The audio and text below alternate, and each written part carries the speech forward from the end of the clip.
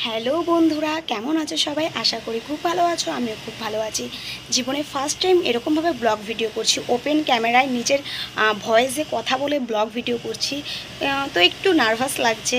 তো চলো আজকে আমার সারাদিনের কি করছি সব কিছু তোমাদের আজকে শেয়ার করব। সকালের সবথেকে বড় কাজ যেটা বিছানাটা তোলা, এখন সেটাই করছি আমি। বিছানা গুছিয়ে খাটটা ঝেড়ে পরিষ্কার করে নিলাম। এদিকে দেখো, জানলা খুলতেই সূর্যের আলো ঘরে এসে পড়েছে। সূর্যের প্রচণ্ড তাপ, কিন্তু এই সকালের সূর্যের তাপটাই কিন্তু শরীরের পক্ষে ভালো, তাই জানলাটা খুলে দিলাম। বিছানার পাশাপাশি এবার জামা কাপড়ও গুছিয়ে নিলাম। প্রতিদিন এক কাজ হলেও কাজগুলো করতে কিন্তু সময় লাগে, তাই না? ঘরের কাজ আর্ধেক কমপ্লিট হয়ে গেছে, তো বাকিটাও তোমাদের সাথে শেয়ার করবো। এরপর ঘরটা পরিষ্কার করে ঝাড় দিয়ে নিলাম। প্রত্যেককে সকালবেলার রুটিনে এই কাজগুলো তো অবশ্যই। আমারও ঘর গোছানো হয়ে গেছে। দেখো ঘরটা কেমন লাগছে। ঘরটা ছোট হলেও আমার কিন্তু ভালোবাসার একটা জায়গা। সকলের যেটুকু কাজ থাকে আমারও সেটুকু কাজ। তো আমি সকালবেলা ঘর তো পরিষ্কার করে নিলাম। এখন চলে এলাম সোজা রান্নাঘরে।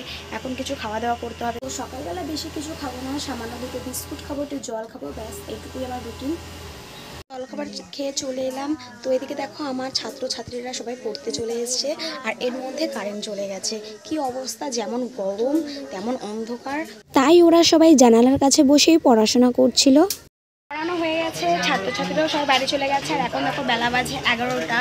আর এখন যাবো স্নান করতে, এর মধ্যে দেখি এক দফা বৃষ্টিও হয়ে গেল। এদিকে দেখো টুপটুপ করে বৃষ্টি পড়েই যাচ্ছে, আর আমাদের বাড়িতে একটু বৃষ্টি হলেই জল জমে যায়।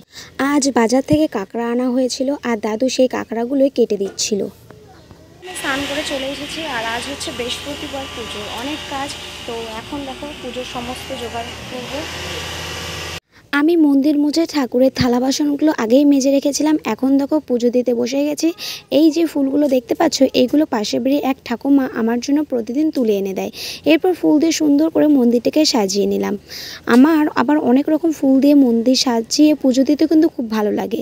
এদিকে দেখো আমার পুজো দেওয়াও সম্পূর্ণ হয়ে গেছে। এরপর চলে এলাম চাষের জমিতে।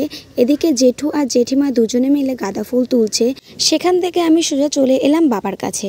বাবাও এই মাঠেই কাজ করছে। আমি জুতো খুলে জমিতে নেমে এলাম।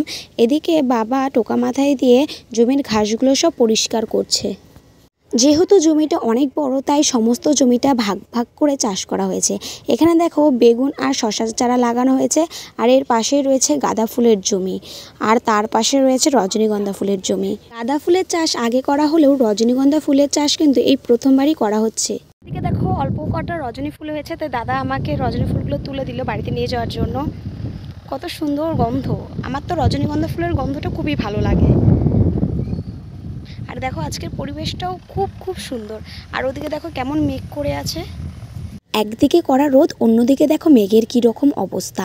এরকম পরিবেশ আমার কেন, সকলেরই ভালো লাগে। কিন্তু দুঃখের বিষয় কি জানো, এই যে বৃষ্টি হচ্ছে, এতে চাষিদের অনেক বড় ক্ষতি হয়ে যাচ্ছে। বেগুন গাছে কিন্তু এখন অনেক ফুলও চলে এসেছে, আর আরেকটা বেগুন গাছে দেখলাম ছোট্ট একটু বেগুন হয়েছে।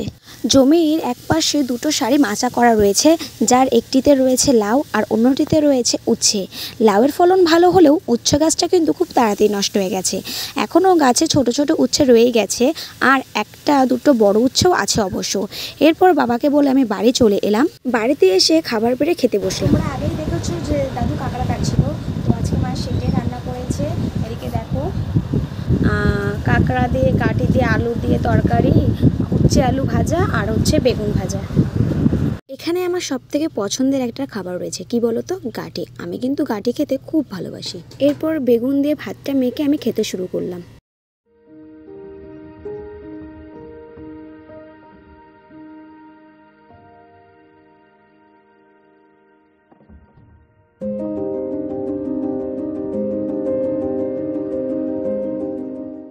তো বাইরে মা গাঁদা ফুলের মালা গাচ্ছে, আর আমি এদিকে ঘরে বসে বসে মার কটা মালা গেঁথে দিচ্ছি।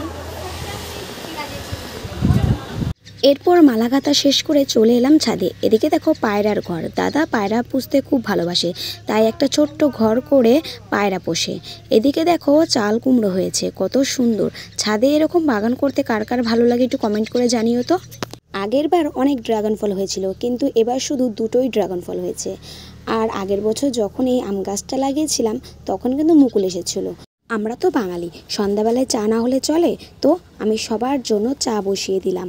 এরপর অল্প কটা মুড়ি মেখে নিলাম আর কাকি চিংড়ি মাছের পকোড়া দিয়ে গেল। তো ভিডিওটা এখানে সমাপ্ত করলাম। তো কেমন হয়েছে ভিডিওটা অবশ্যই কমেন্ট করে জানিও, আর ভালো লাগলে লাইক কমেন্ট করে পাশে থেকো, আর আরও বেশি উৎসাহিত করো যাতে আরও নতুন নতুন ভিডিও তোমাদের জন্য আনতে পারি।